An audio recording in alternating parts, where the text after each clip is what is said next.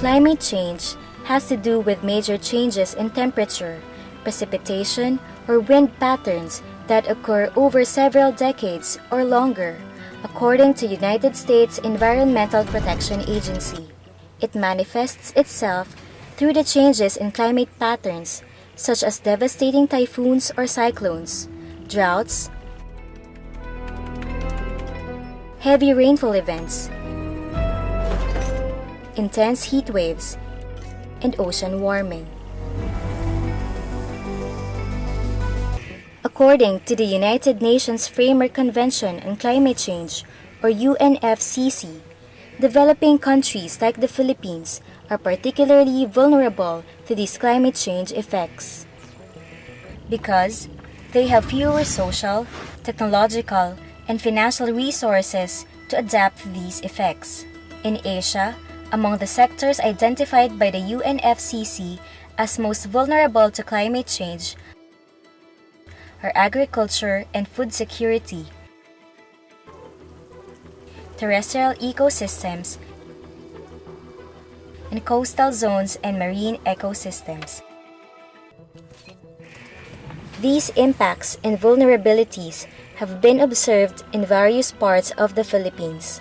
Low-lying coastal areas have been devastated by storm surges and coastal flooding.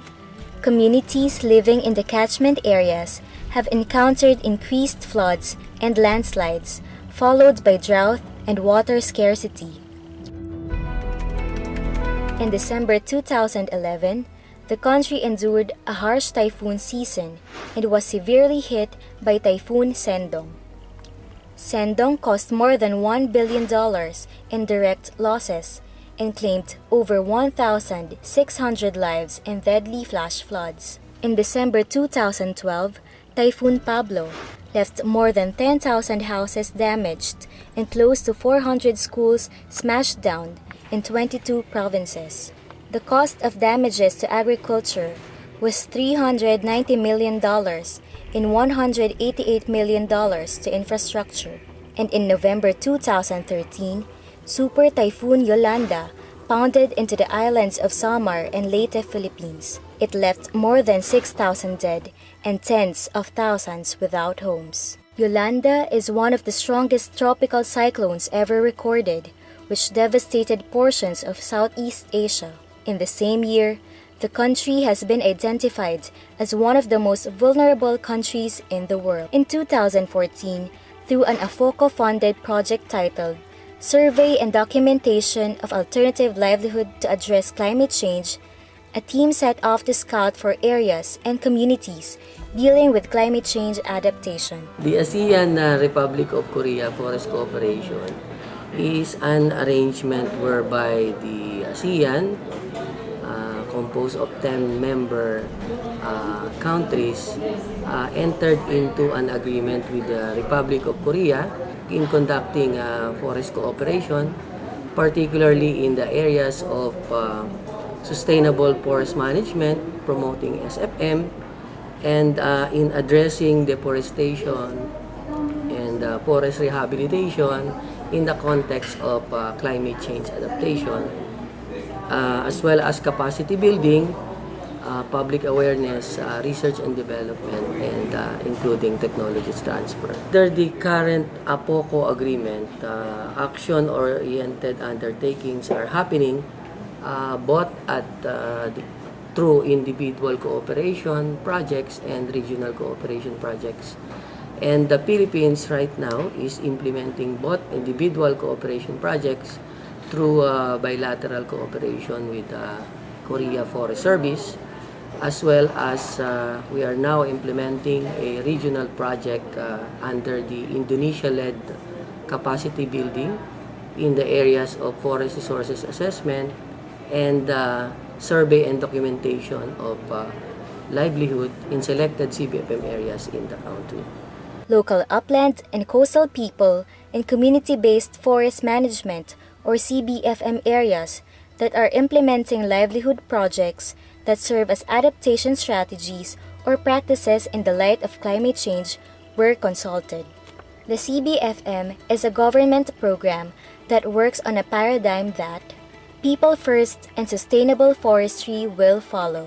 Well, CBFM was adopted as a national strategy for sustainable development. We started from way back in the 1970s that we use punitive approach as far as the settlers in the forest is concerned. But we realized that considering their number and the poverty as far as the upland is concerned, we started to shift from punitive to more partnership. It started from a family approach, the integrated social forestry program, then it becomes a community forestry program. So from individual family to community. We realized that we really have to manage these people in place, organize them, capacitate them so that we have a partner as far as managing the forest, giving it to the community through the community-based forest management agreement. Right now, we have around 2.9 million hectares of forest under community-based forest management. And basically, 2.9 is a big part as far as the 15.8 million hectares of forest that we have. The climate change, and we also recognize that they are the more vulnerable when it comes to climate change. Not only the hazard, but also the activity of the people inside the forest. How would it would affect as far as livelihood is concerned. We really have to give focus on capacitating these people to manage the forest, to make it more productive, so that eventually, these 2.9 million hectares of forest will be in proper management through the community. A capacitated, strengthened, trained community wherein they derive their economic activity from the forest that they are protecting. The range of practices that can be used to adapt to climate change is diverse. The team, however, focused on livelihood projects that stand to benefit the communities and are characterized by the wise use of natural resources.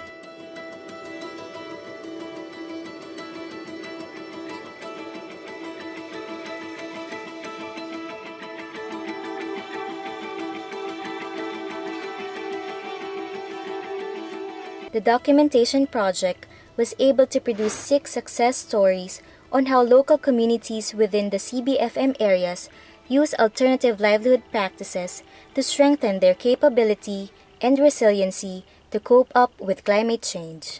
The Ecosystems Research and Development Bureau of the Department of Environment and Natural Resources is very happy that the AFoCo project on livelihood and climate change adaptation has come to its finish or has been completed. And ERDB is very happy that we have been part of this particular project because somehow we were able through this project to document the success stories in selected community-based forest management sites in the Philippines. No? And I wish AFoCo success in all its endeavors. And at this point in time also, I would like to express our unending support to whatever program AFoCo will be embarking on in the future. Mabuhay ang AFoCo, mabuhay ang ERDB.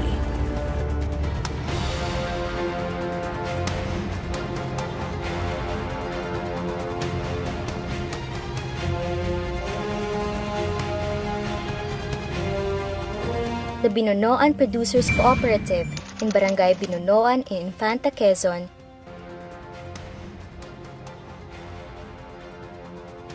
survived the mudslide that almost covered their barangay by reinventing their wine-making livelihood. They used the nipa palm trees that survived the devastating floods and mudslides as source of raw materials. The local fishermen of Nasingin Fisherfolks Mangrove Planters Association in Nasingin Island in Hetafe, Bohol sought refuge in their mangrove plantations. The mangroves serve as their second home and sustainable source of livelihood each time typhoons and inclement weather hit their area.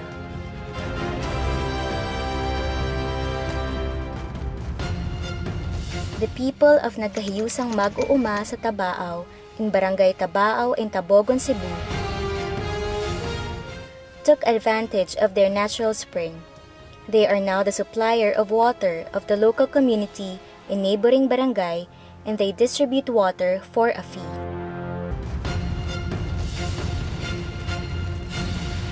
The upland community of Nagkahiyusang Kristohanong Mag-uuma sa Maputi Multipurpose Cooperative in Barangay Maputi in San Isidro, Davao Oriental survived the flash floods and droughts that wrought havoc to their farms by shifting to local resources like romblon.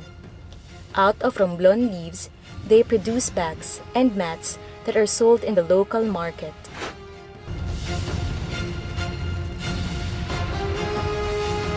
Meanwhile, the Evergreen Tree Planters Association of Tandang Sora in Barangay Tandang Sora in Governor Generoso, also in Davao Oriental, survived by shifting to rattan, which is a local resource. Using rattan strips, they produce baskets and duyan and sell them at the local market. And finally, Lagit Padilla Multipurpose Cooperative in Barangay Lagit Padilla in Bugalyon, Pangasinan benefited from their duha trees, which provide a steady supply of raw materials for their duhat wine making business. This has augmented their income, especially during dry months when the rivers are dry and cannot supply water for their rice fields. All these communities tap their social, biological, physical resources and turn them into livelihood enterprises that enable them to survive the adverse impacts of climate change.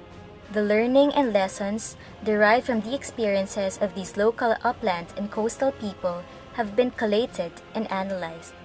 Some of the lessons are the need to improve local skills and talents, improve local technologies, augment local livelihoods, and expand them into enterprises.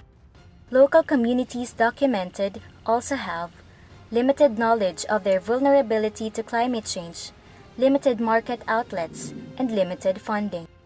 Despite the impact of climate change, local people have inherent coping mechanism, local resources, key players and actors, and assisting local institutions.